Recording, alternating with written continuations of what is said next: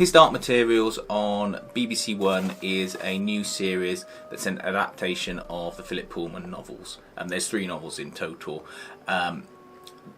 This is obviously the second attempt to adapt the books since the initial attempt with a movie starring Nicole Kidman and Daniel Craig. In this one, the main character, Lyra, has been replaced by the young lady who played Wolverine's clone in, or X-23, in the Logan movie. She's really good in this. This is a much better version of it than the film, and it flows much better. All the acting is top notch, the setting is great. It gets across this different world where everyone's got these little, their soul is essentially what's called a demon, and it's a small animal that represents their personality, that sort of stays within close proximity of them. Some people have got leopards, other people have got butterflies, and if you die, your demon dies, and if your demon dies, you die. So to be honest, having a butterfly as a demon is a pretty raw deal, as one lady finds out in one of the episodes.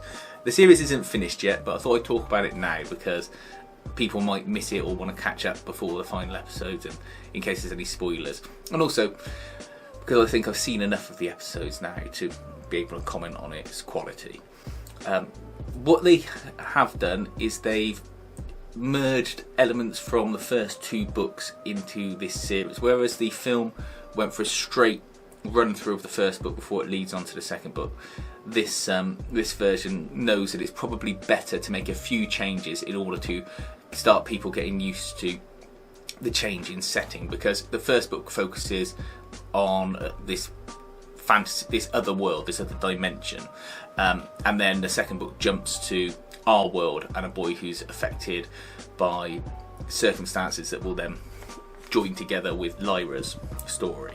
I think by folding the 2 stories together a bit, but it makes that transition a bit easier, and it allows them to do certain storytelling elements that otherwise might come off as a bit jarring to people who've got into it in the first series, and if they have a second series would struggle with the change in setting and pace. It's definitely worth watching. It's like real high quality television. All the actors are top notch, and it reminds me of when I was a child and you'd have things like The Lion, the Witch and the Wardrobe or The Tinderbox to watch when you were younger. You know, you'd settle down on a Sunday evening to watch it and you'd enjoy it, and it would be your little bit of sort of escapism and fantasy when you were young. I think even if you're not familiar with the books, you should watch it. It's just, as I say, a quality drama, but it's not overly dramatic. It's just enjoyable. The only thing I'm wondering is how they're going to deal with the contents of the third book, which is very wordy, and when I was reading it I found that it was a real slog to get through. The first 2 books are great. My favourite was the second book, The Subtle Knife, where the boy that Lyra meets up with gets a knife that can cut through dimensions, but the third book is lots about sort of angels and the kingdom of heaven, and a lot of people just spend the time flying towards the kingdom of heaven and stuff like that. And I'm not sure how that will make good telly. Maybe they've got a plan to have it done in 2 series, which may be the best thing, but we'll see. But definitely watch His Dark Materials.